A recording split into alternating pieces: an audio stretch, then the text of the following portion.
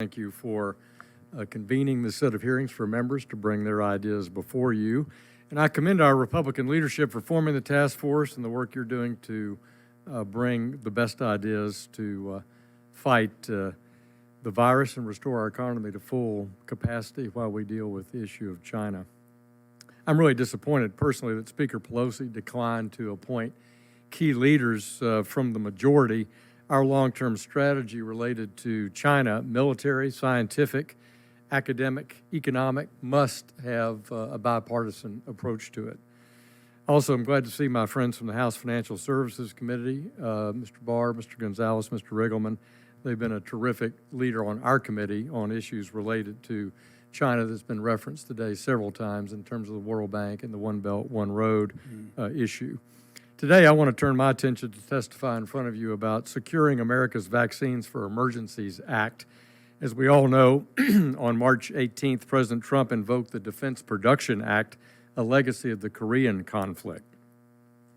Over the years, the use of the DPA has evolved and been reauthorized more than 50 times. It was amended to treat energy as a defense production important issue. It was amended to include strategic minerals as a defense production initiative. It was amended to include technology. It was also expanded to go beyond the defense of the country to also dealing with national emergencies, including man-made disasters.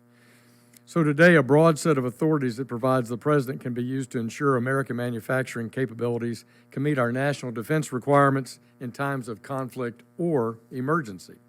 The jurisdiction for the DPA falls under the House Financial Services Committee's Subcommittee on National Security, International Development, and Monetary Policy, on which I currently serve as the ranking member, and my distinguished friend, Mr. Barr, is a former chairman of that subcommittee.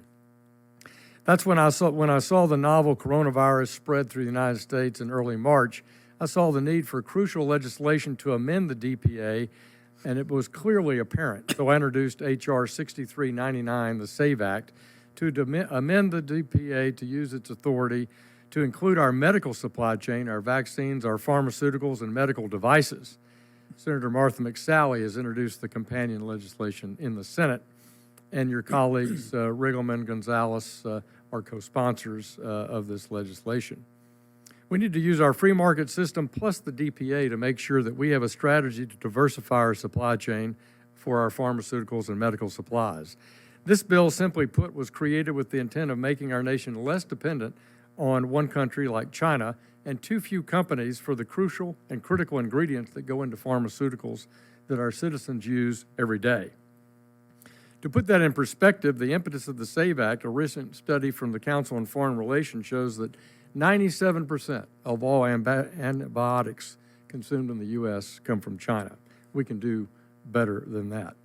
Further, 80% of all active pharmaceutical ingredients, APIs, come from outside the United States, and 40% of our drug final manufacturing is all outside the United States. My legislation requires the President to create a strategy to diversify our medical supply chain to ensure that America will not be able to be dependent on outside resources. That we'll have instead a reliable and necessary source of medical and pharmaceutical supplies in the short, medium, and long term.